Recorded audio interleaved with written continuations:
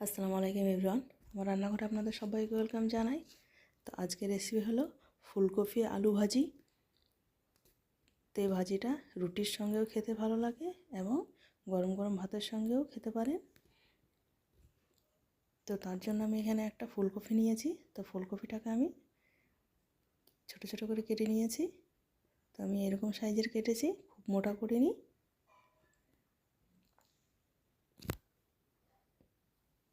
আর এর জন্য আমি এখানে মিডিয়াম 3টে আলু নিয়েছি, যেটা ছোট ছোট করে কেটে নিয়েছি। তো এখানে আমি ফুলকপি আর আলুটাকে এই জলের মধ্যে আমি দিয়ে দিচ্ছি।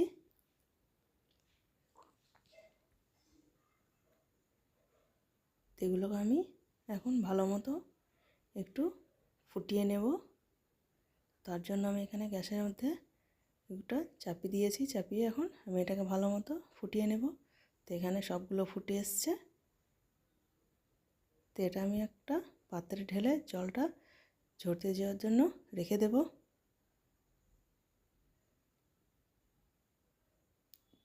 তো এটা জলটা ঝরতে থাক। তো আমি তার জন্য গ্যাসে একটা কড়াই নিয়ে নিয়েছি। এর মধ্যে আমি পরিমাণ মতো সাদা তেল নিয়েছি। তেলটা গরম হলে আমি এর মধ্যে কয়েকটা কারি পাতা ভেজে নেব।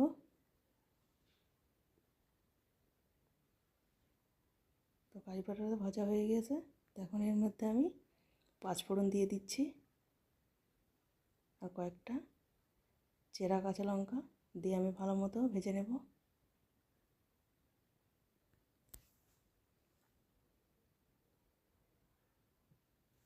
তো সবগুলো ভালো মতো ভাজা হয়ে গিয়েছে।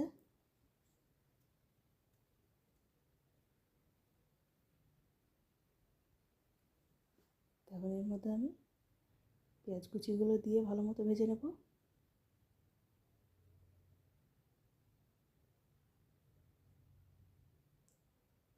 তো পেঁয়াজটাকে আমি হালকা গোল্ডেন কালার মতন করে নেব। এখানে আমার পেঁয়াজটা ভাজা হয়ে গিয়েছে। তো এখন আমি এর মধ্যে টমেটোটা অ্যাড করে দিচ্ছি আর 1 চামচ আদা বাটা আর 1 চামচ গোটা জিরে আর গোলমরিচ আর রসুন একসঙ্গে বেটে রেখেছিলাম, সেটা আমি 1 চামচ দিয়ে দিয়েছি। দিয়ে এখন ভালো মতো ভেজে নেব।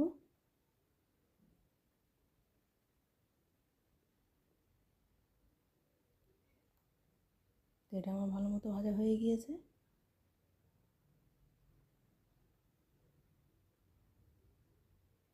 তো মশলা থেকে আমার তেল ছেড়ে দিয়েছে। তো এখন এর মধ্যে আমি কিছু শুকনো মশলা ব্যবহার করছি। স্বাদ মতো লবণ, অল্প পরিমাণে হলুদ গুঁড়ো, অল্প পরিমাণে লঙ্কা গুঁড়ো,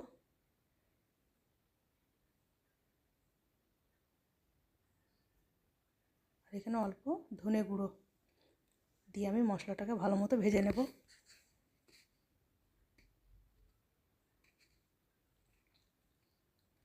আঁচটাকে একদম মিডিয়ামে রাখে মশলাটা আমি ভালো মতো ভেজে নিচ্ছি।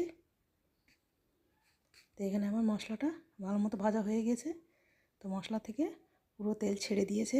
তো এখানে আমার মশলাটা ভালো মতো ভাজা হয়ে গিয়েছে। তো এখন আমি এর মধ্যে আলু আর ফুলকপিটা এর মধ্যে দিয়ে ভালো মতো এবার ভেজে নেব আমি।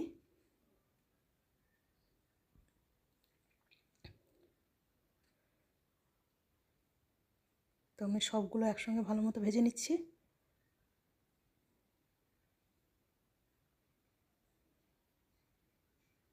তো এখানে আমি 2 মিনিট মতো ভালো মতো ভেজে নিয়েছি। তো এখানে ফুলকপি আলুর কালারটা আমার চেঞ্জ হয়ে গিয়েছে। তো এখানে আমার ভাজা হয়ে গেছে ভালো মতো। তো এখন আমি এগুলো এক জায়গায় করে হালকা আছে 1 মিনিট মতো রেখে দেবো ঢাকা দিয়ে।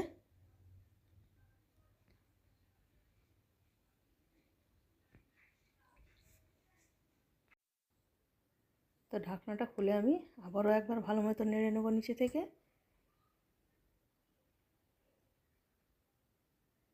একবার করে মিডিলে মিডিলে একবার করে নেড়ে নিতে হবে যেন নিচে লেগে না যায়।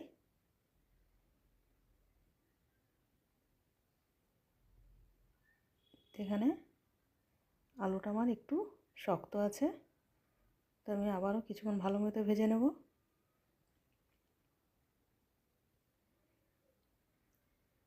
এর মধ্যে আমি ম্যাগি মশলা দিয়ে দিচ্ছি একটু, দিয়ে আবারও ভালো মতো একটু নেড়ে নিচ্ছি। তো আলুটা এখনও পুরোপুরি সিদ্ধ হয়নি, সেই জন্য আমি আবারও কিছুক্ষণ ঢাকা দিয়ে রেখে দেবো হালকা আছে।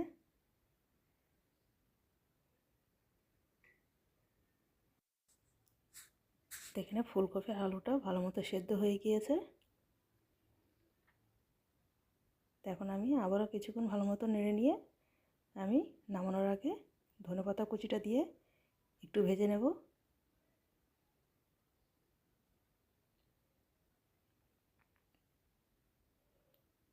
তখন আমি ভালো মতো নেড়ে নিচ্ছি একবার।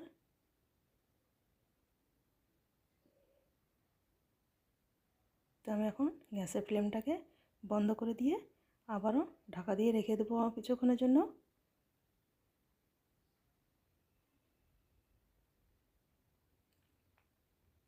তো এখানে আমার রান্নাটা কমপ্লিট হয়ে গিয়েছে, তো আপনাদেরকে দেখাচ্ছি।